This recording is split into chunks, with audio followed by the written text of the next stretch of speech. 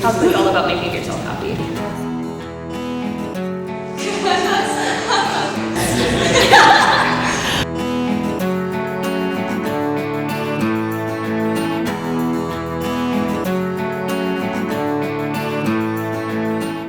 Angi.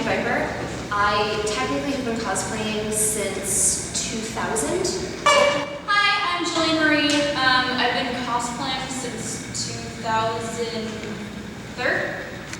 2012? Kamikaze 2012? Okay, 12. I'm Heather, or Magical Cupcake online, Magical Cupcake Cosplay. I have been cosplaying since 2009 is when I first started cosplaying. So, ladies, what exactly is it that inspired you to start cosplaying when you did start? The man.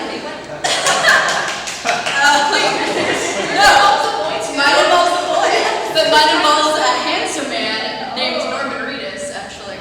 I'm driving home from work, and then I just started really getting into The Walking Dead. And then on the radio, they're like, oh, Kamikaze Expo coming to Los Angeles. I'm like, oh, that sounds fun. Guest starring Norman Reedus. Guess I'm good. I guess I'm good at this. So I was like, hey, wouldn't it be super cute if I went dressed up as Daryl Dixon and be super fun and we could like meet up and whatnot? And it worked. He said I was the cutest thing he'd seen all day, and he kissed me on the cheek, and it was really nice. I mean, that's pretty inspirational. Like, you met your idol. I did. It was beautiful. And he like totally loved you. I've always been interested in cosplay, but I've never had a chance to like actually do it. And then when I met Adam, my husband, it was like, well, let's just go. If we're doing this, I gotta go all out. I've done my hair for a cosplay. Yeah, right. So I dyed my hair, and I went on eBay and I bought like the first thing I saw, and I was just like, I'm doing this. And it was literally the most fun I ever had. And I was like, I'm doing this. And of course, I met people like you. Friendship is magic. I started cosplaying way back in the day when it was first kind of starting to circulate into, I guess, geek culture and those little like secret avenues that like, if you were cool enough to be a geek back then, you knew about. I was one of those weird kids in school that just like, all of my friends were Asian and I like was learning Japanese, and I thought that anime was the greatest thing that ever happened to me in my entire life.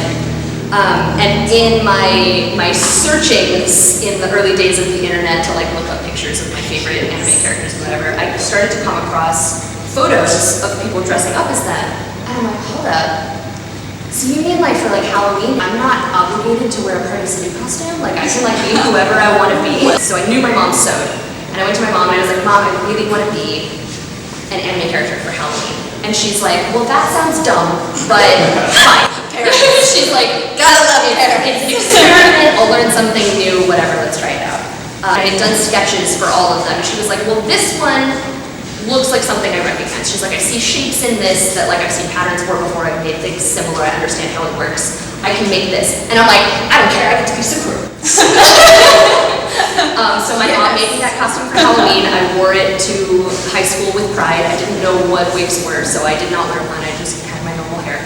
Walking around the halls, of course, I got made fun of a lot. A lot of kids in school gave me a hard time, but I had a couple of kids in particular who came up to me and were like, hey, do you go to the Icon, the like local convention? And I'm like, what? There's like a place where I can go? There's people like me fit in? So I got super excited. I looked into it. My mom let me go. I had to take like 5 friends with me so that she would be comfortable letting me go by myself. And it was this tiny convention that was held at the local college. And it was in their gymnasium, and it encompassed everything. And there was like this little cluster of little anime fans, and I just kind of like gravitated towards them. I was like, I really like your Sailor Moon costume. Let's be friends. Basically, that's how friends work. And when I was unemployed a few years ago and depressed and lonely and saw nowhere for my future to go, I just kind of, I remembered back to when I was happy when I'd been in high school and I felt really accepted and really motivated and inspired. It was when I was doing cosplay and I was working on costumes and going out to conventions. So I picked it back up and I've never looked back. I haven't regretted a single day since. It's just so inspirational, mine. It's just like, Thanks. But nowadays, nowadays, now that we have a little more experience, we've been cosplaying for a while, how do you put together a costume? Amazon. I'm really good at thrift shopping, and I can kind of, yeah, piecing together is really my go-to when it comes to this nonsense, unless I can find it. Nowadays, I do a lot of research. I get a lot of things from, I'm like the opposite end of the cosplayer, so I don't make my own stuff. Sometimes I do. Like, I like to support local artists and artists starting out, or like people who are just like you. Like, I love wearing creations that you make me. Yes, this one too. Like Amazon. Like I commission most of my pieces, my wigs, my dresses. I commission them. I also work for a princess party company. So how do you select the characters that you ultimately end up cosplaying? I like doing things that I don't see very often. I like being different, which is why I tried to do Spider-Gwen before everybody else did. I'm pretty sure I'm still one of the first ones who actually did her before she became like super popular. So you'll kind of take a character that you like and try to find kind of an alternate look for them. Yeah, gender bending and pin-up. If I love the character, I'm 100% gonna cosplay that character. So I fell so in love with Anna and her outfit. I mean, I've always loved Anna. And so like, that Kristana shipping. and that's another thing is we do a lot of couple cosplays together. Those are fun. So Adam and I will do a lot of couple cosplays, and that's a lot of fun for us. So I'm pretty similar. Because I make all of my costumes and I invest a lot of time and a lot of money, energy, blood, sweat, and tears, I've seen and the blood, sleepless sweat, and nights. I I don't like to. I don't like to cosplay characters that I don't love. I have to love everything about that character and everything about who they are and how I relate to them and their design, and just I have to love it, because if I don't love it, I feel like I'm wasting my time and my energy and my money. You know, I invest a lot into these costumes. like if you connect to a character too, and you feel like something special, like that makes the cosplay even more like personal. Being someone who makes most of my own costumes, you know, I don't really have any other outlets in my life where I can just be creative and just be myself and put myself wholeheartedly into creating something and putting it out into the community. So cosplay is that avenue for me, and it allows me to get closer with these characters that I love and to find myself, really, you know, because working on a costume, I'm researching the character, I'm looking into their mannerisms, who they are, you know, because I do try, I find that it's very helpful in my performances as those characters and in like photo shoots and things if I really understand the character and I can act as them while I'm posing and while I'm acting. So I really look deep into who they are, and I always end up finding something of myself in that search. And I feel that it makes me a better person, and it's made me a lot more confident.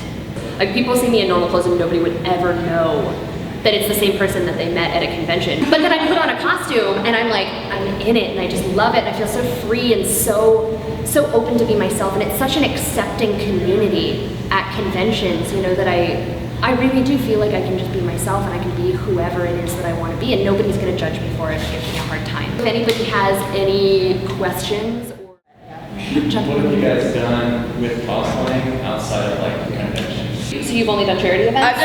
I've done charity events. Yeah. And then... Does princess parties count? Yes. Sure. And your Yeah, like I'm from Santa Barbara. There's a party company I work for, Tea and Tiaras, and I do parties, events. I also do charity events. I usually do parties every weekend. I do princess parties. I've been doing them since I was like 16, I think, was when I did my first party. And back then I didn't have princess costumes. I just, like, my mom made me a mermaid tail and I like went to kids' pool parties and did face painting. If you have a performance background and you like working with kids, it is a great way to supplement the investment that you're putting into your costumes. I do a lot of charity work when it's offered to me. And I have started recently doing more promotion for independent artists and comic books, animators, whatever. Any other questions? It really is it's a personal choice, you know, and it's really up to the cosplayer. You know, someone like me, I typically have a new costume for every day of a convention.